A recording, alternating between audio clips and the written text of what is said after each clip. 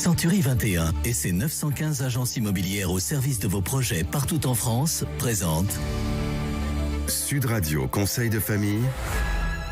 Conseil de famille avec Stéphane Moller. Bonsoir Stéphane. Bonsoir Philippe Rossi. Vous êtes associé au sein du cabinet VIA. Hier, nous répondions, souvenez-vous, à Hélène qui nous demandait un conseil pour organiser un prêt entre membres de sa famille.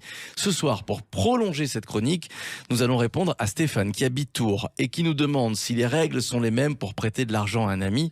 Que lui répondre?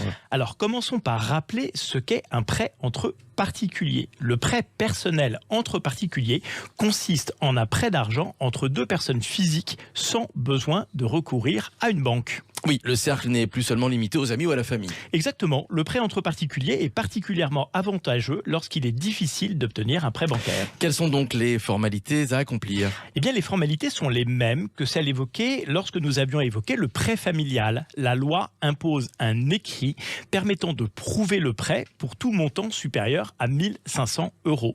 Cet écrit peut prendre la forme d'un contrat de prêt ou alors simplement d'une reconnaissance de dette. Fiscalement, l'emprunteur doit déclarer tout prêt dont le montant est supérieur à 760 €. Exactement. Alors, quels sont les avantages du prêt entre particuliers? Eh bien, le premier avantage consiste en la liberté d'organisation entre les deux personnes quant aux modalités du prêt, comme par exemple le taux d'intérêt, les modalités de remboursement, la durée du prêt, etc.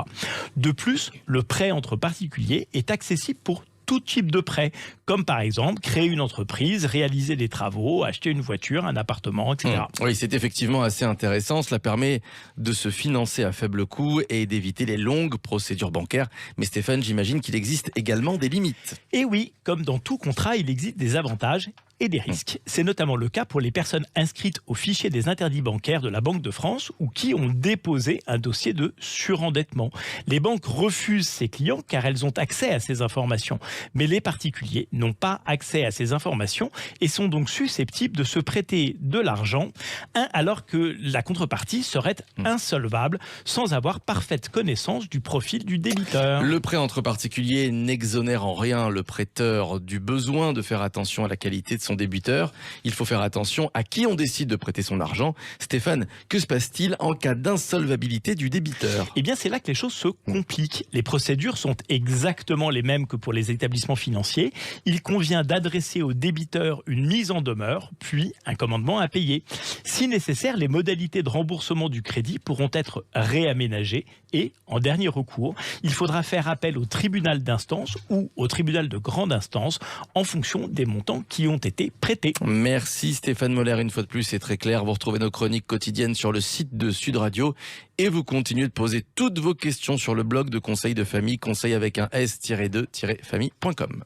C'était Sud Radio Conseil de famille. avec Century 21 et ses 915 agences immobilières au service de vos projets partout en France.